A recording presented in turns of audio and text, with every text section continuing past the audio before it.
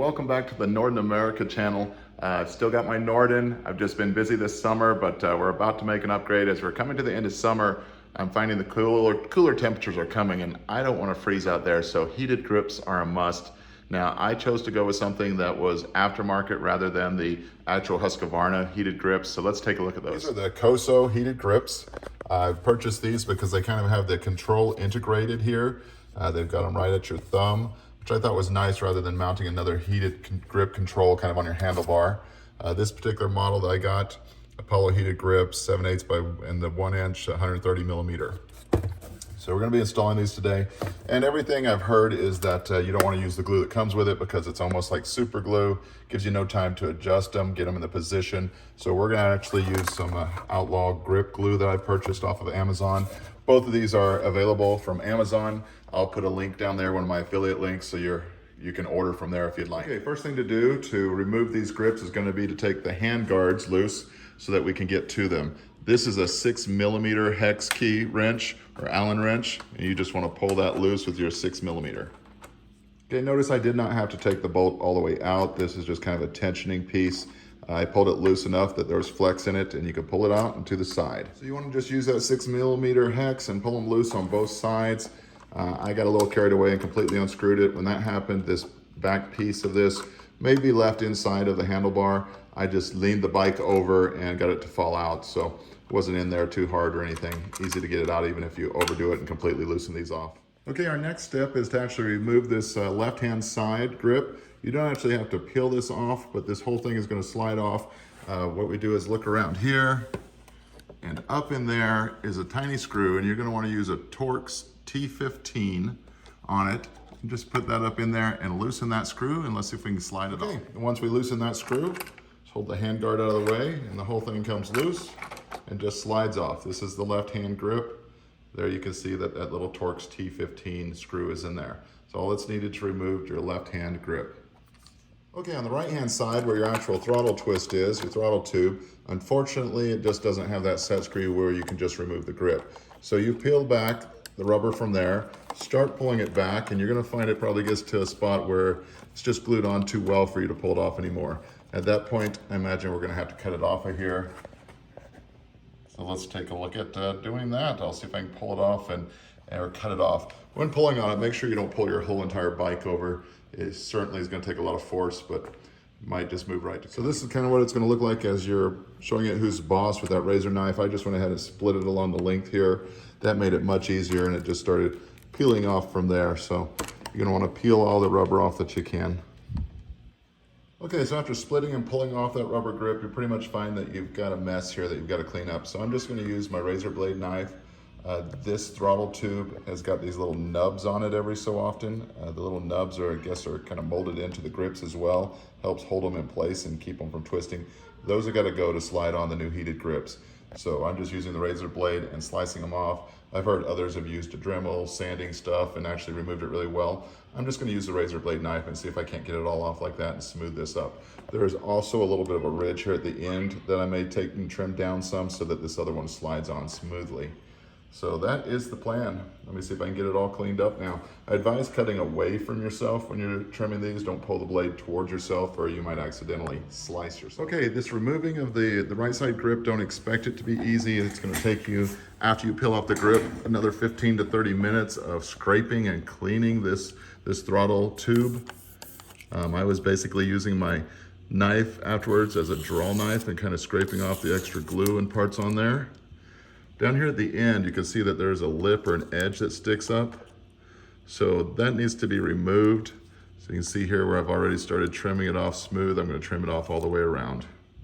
Okay, now with that grip removed and the end ridge all carved off of it, we have a smooth throttle tube and ready for the grip to slide on. Next, we're going to go over here and we're going to open up our box and see what these KOSO heated grips include. Okay, with that box open, this is the parts that we have in here. This was just bundled together and tie wrapped. So you've got the glue, which is basically super glue. I understand you don't want to use that unless you're ready to work really quickly. It's like a couple of end caps that we won't need because we have hand guards. And then you've got the cables that go out to the left and right grips. Of course, with the left one, having the control built in. I'm excited to see if we can get these installed. Now, I got my grip glue out. This is the Outlaw grip glue. The two grips, there is a right and a left. So the left side has got a smaller diameter hole. That's going on the side that is not the throttle. And the right side has a larger diameter hole to go over that throttle tube. So we're gonna put this left one on first. I think that we're gonna want to make sure these buttons aren't gonna be accidentally hit every time we go to do the turn signals, for instance. So I'm thinking about turning mine up a little bit higher. I think I won't have a problem reaching over them to do the settings, but I often blindly push turn signals and don't want to be hitting that buttons by mistake. So let's get this side glued up and then we will slide it on. Okay, I've got my left side grip here. Let's start by applying a little bit of glue on this inner edge. It's going to push in first. And I'm going to put a little glue out here on the handlebars.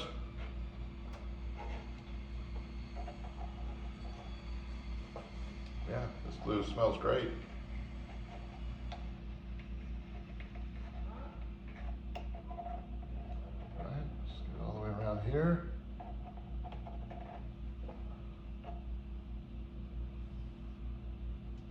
And then we're going to slide this on. Having a paper towel nearby. This might encounter some drips. Okay, it's getting very tough and I'm kind of pulling up glue, so I'm going to wipe off some of this excess glue so it doesn't get all over the floor or the other areas. And another paper towel. I can't push this on. This glue, I understand, doesn't set up super quick, so we should be able to push it on here. I pulled the hand guard back out of the way.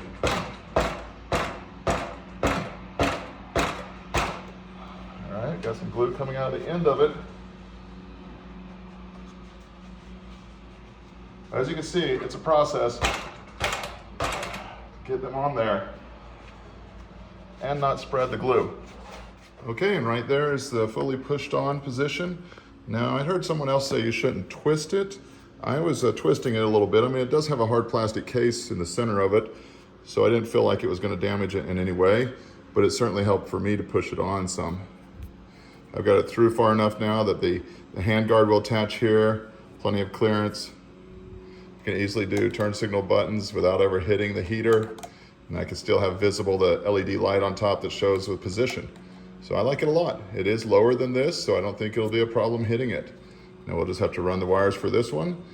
We also need to go over here and install this one. All right, this side's gonna be a throttle side, exactly the same approach, only this time we wanna make sure that this cable is somewhere that going to have some slack left in it and we can turn it, it won't catch on things.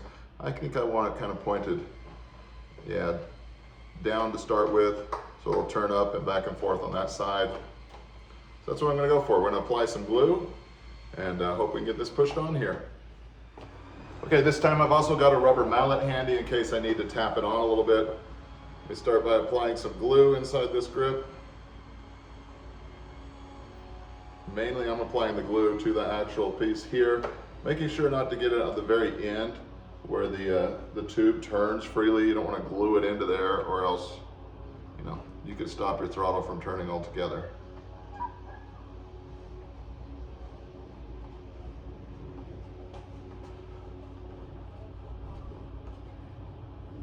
Sure, this is going to bunch up and push up into a blob at the end. I'll have to wipe some off, so I've already got paper towels ready. That should be glued all the way around. That's good. Put the lid back on the glue here, and let's have a go at it.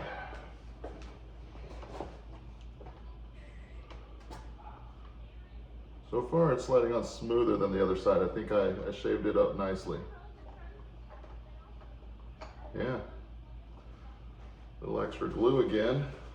See if we can get some of the extra glue out of there.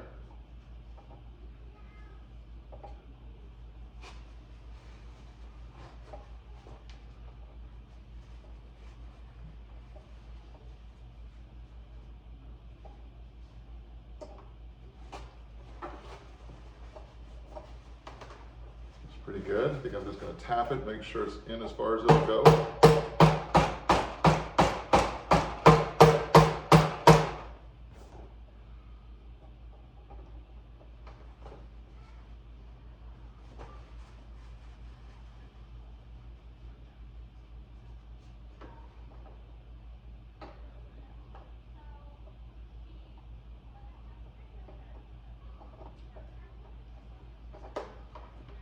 See how the throttle cable's gonna work?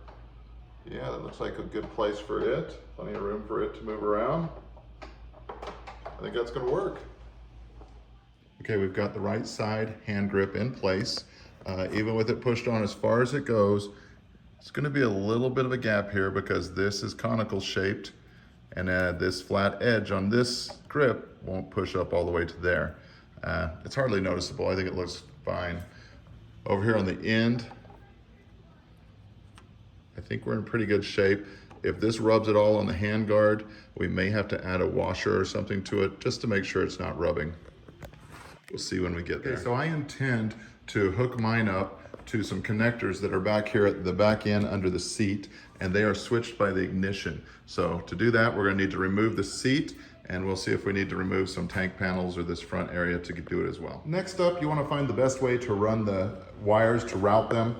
Mine over here from the switch was coming along the bottom. I just went ahead and fed it kind of up through the top here. There was already a rubber wire holder. I put it under it with the other wires, and it looks like it also has the clutch cable in the top one. The lower one, the clutch cable, was not included. There was enough room to stretch this wire wrap, put it in there, and just let it follow along the other wires.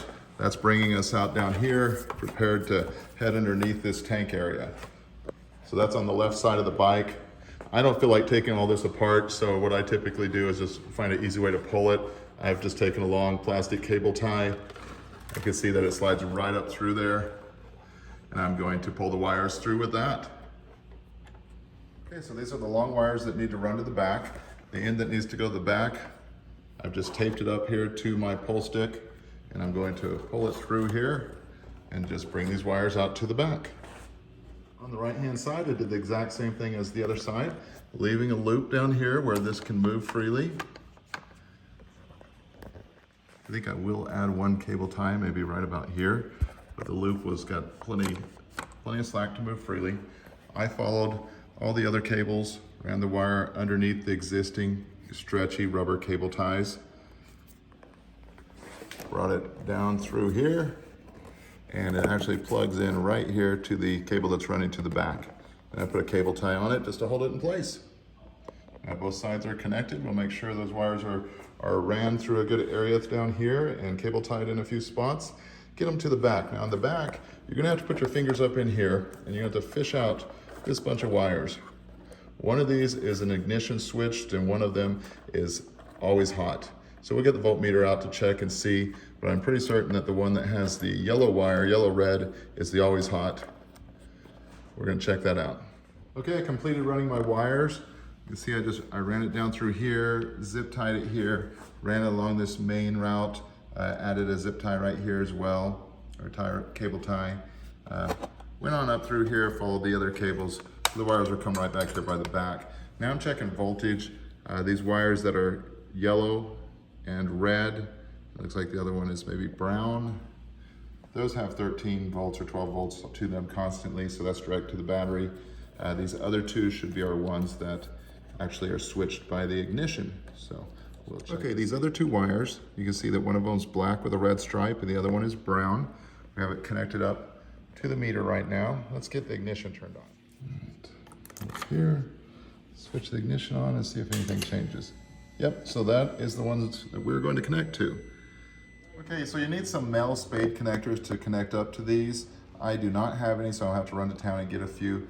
So I'm gonna go ahead and finish up this part up here, basically reinsert these into the handlebars and tighten them up with your 6mm Allen, and then we'll be back to connect up the electric. Okay, as I went to install the handguard on the right side, I found that the throttle tube does drag on it as it sticks out a little bit. So I'm gonna need to put a washer between here and here to help hold that out some. So time to dig through the washer bin. Okay, now with just two of these thin washers in there, I believe these are stainless steel ones, I've definitely got clearance where it won't be rubbing the handguard. So we're gonna leave it like that and tighten it down. All right, it's later, I've been to town and I picked up the connectors that we need. What I got was some waterproof 1/4" male disconnects. And these provide that blade or spade part that slides right into what's on the bike. Now we'll go add these onto the wires coming from the heated grips and put them into the appropriate wires on the bike. Okay, here the connectors are installed and I heat shrunk them in place.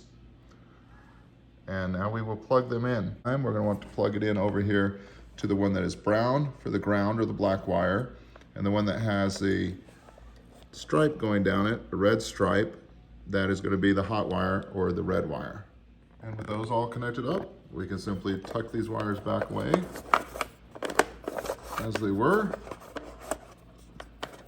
and it is ready.